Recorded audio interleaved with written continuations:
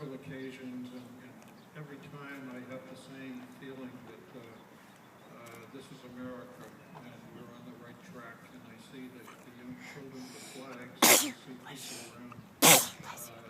We're on the right track, even what regardless of what we read in the paper. Hold on to the flag. Memorial Day, Can you hold your in flag? its purest form, is about war. It's about sacrifice. It's about the price which has been paid for freedom.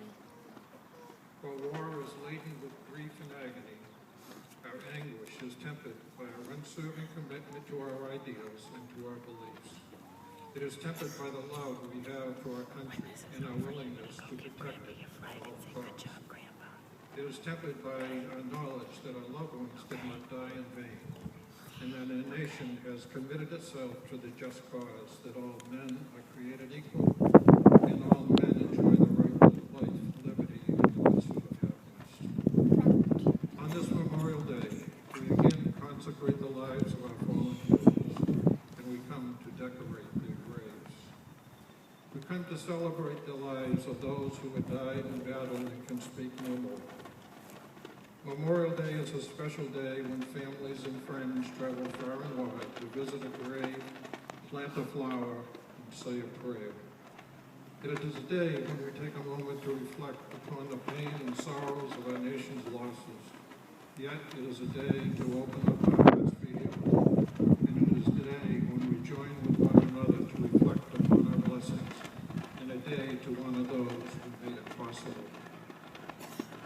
As we gather here this Memorial Day to honor those who gave their lives for their country, we expand upon this time to remember and celebrate the life of President John Fitzgerald Kennedy, for which this memorial was dedicated. As stewards of the John Fitzgerald Kennedy Memorial, the Kennedy Memorial Trust Fund Committee annually repeats this tradition and combines our Memorial Day observances to the remembrance of our late president and native son, John Fitzgerald Kennedy. We remember President Kennedy in all segments of his life, from his days at Harvard to his award-winning book of Profiles in Courage. We remember him in the service of his country during World War II. We remember when the P.T. boat he commanded, 109, was rammed and he narrowly escaped with his life. We remember his road to the White House, his election to the presidency, and his tragic death in assassination. Our memories of President Kennedy and our memories of President Kennedy, we rarely think of him as a stilted president, in a stilted presidential role. But we remember him on his sailboat in Nantucket Sound or walking on the beach. We think of him as a friend, a next-door neighbor, somebody who is more identifiable to ourselves. And we remember his smile, his charisma, his humor, and his wit. And we remember the happier days in Hannesport and Candlelight. To most of us here today, there's a feeling that we knew him personally. Yes, he was the President of the United States, but we think of him as more one of our own. President Kennedy served 1,000 days in office before an assassin's bullet cut his life short. His death stunned the world, and the people fell to the knees in disbelief and prayer. The world grieved over his death and was unwilling to let go. Both at home and abroad, people wanted to keep his memory alive as they hung pictures in their homes and renamed roads and highways, airports, schools, hospitals, and the like in his honor. Judge Henry L. Murphy was elected to chair this committee. In a comparatively short period of time, the work of the committee was done, and the memorial was dedicated in 1966 with Senator Edward M. Kennedy in attendance. The memorial attracted people by the thousands, and they came from near and far. Unexpectedly, before they left, they tossed coins into the fountain, which quickly turned into dollars. Thousands of dollars. So many dollars that the John F. Fitzgerald Kennedy Memorial Trust Fund Committee was created to manage these funds, which had to be used in the field or youth activities of the children of the town of Hempstead. Judge Henry L. Murphy was again elected to chair the newly formed John Fitzgerald Kennedy Memorial Trust Fund Committee, and he faithfully served as his committee chairman until the year of his passing in 1980. In That same year, the gavel was then turned and passed to his son and namesake, Henry L. Murphy Jr., who we all know as Larry. For a period of 30 long and devoted years, Larry has held the gavel as chairman of the John Fitzgerald Kennedy Memorial Trust Fund Committee. Through his capable leadership, the Trust Fund has grown many times since its infancy and supports the town's youth sailing program and annually awards a scholarship to deserving students. Carrying on from his father, Larry's long years of service have been an extraordinary commitment of stewardship, and the legacy left by Larry and his father shall long be remembered by the citizens of the town of Axton. As there is a time for all things, on May 27th of this year, Larry turned his chairmanship and gavel back to the committee, ending his many years of faithful service as chair and member of the John Fitzgerald Kennedy Trust Fund Committee. As Larry leaves his committee, his strong and capable leadership will be sorely missed.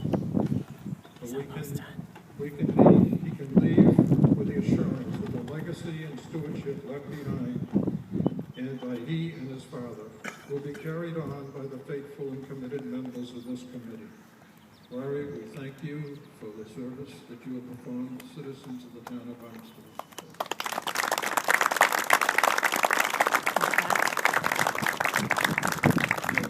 We're not going to let you get away without at least having a little something to take with you. So if you can come forward, Larry, and the members of the Trust Fund Committee also gather around the back here. Wait a minute, we're gonna stay with Mama. You can in a minute. Go Look. way back to Cub Scouts.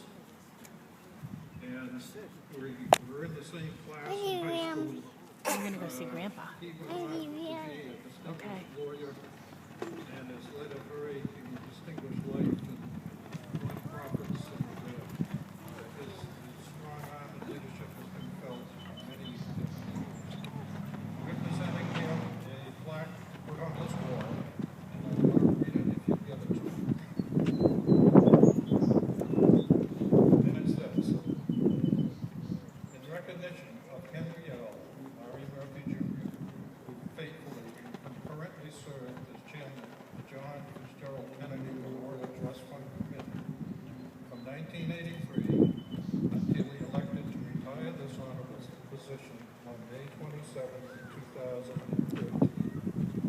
For 30 years, Larry faithfully served as chairman of the trust, perpetuating the legacy left by his father, Judge Henry L. Murphy, who had served as chairman of the trust since its inception in 1966, until turning the gavel over to his son and namesake. In appreciation of Larry's guidance and leadership over the years as member and chairman of the John Fitzgerald Kennedy Memorial Trust Fund Committee, the John Fitzgerald Kennedy Trust Fund Committee hereby memorializes herein our sincere appreciation and gratitude for God all done.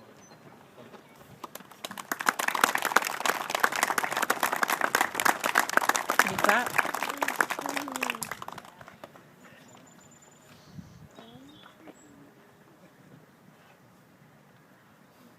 Never ask a lawyer if he wants to say anything.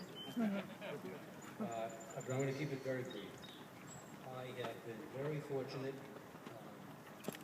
given my current members of this committee, and going back to many of you remember Martin Flynn, Mickey Broadhurst,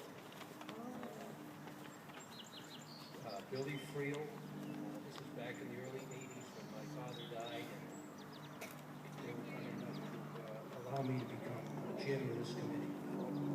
All of them have contributed to what has come to be, and to be able to give this scholarship away every year to a high school senior who was truly exemplary of what JFK would have liked, and to be able to help support the sailing program down here on Veterans Park Beach, which enables many of our kids who otherwise couldn't afford to be a member of the yacht club to participate in the organized sailing program, to have the opportunity to sail in the same harbors that our late president did is very special. We also have contributed money to maintain this beautiful, serene surroundings that we are now standing in, that countless hundreds of thousands of people have visited over the last 40 years. It's just a fabulous place to come, and I've done it over the years once in a while when I needed a place to just sit and think. It's quiet, it's beautiful, it's serene, and it's exactly what I think our late president would have wanted it to be. I don't want to say any more. I could probably stand here for the next half an hour, thanking the people that have made it possible for me to be here. We're now going to conclude this ceremony by following the honor guard back to the flag. We will lower the flag, which you presently see standing, which, as you know, those of you who are here, has been raised over the capital of the United States. And on Flag Day, on June 14th, that flag will be donated to the Centerville Elementary School at a program which is one of the most fabulous programs of the year, where you get to see first, second, third graders reading poetry and singing songs that will make your heart really pour out in memory of our gracious flag. So if we just follow our honor guard back to the flagpole, I want to thank you all for attending.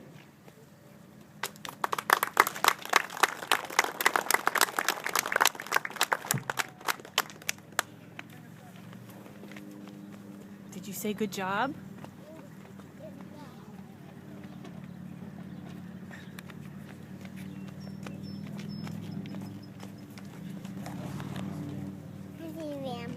You can go see Grandpa. He's all done. You can go see him.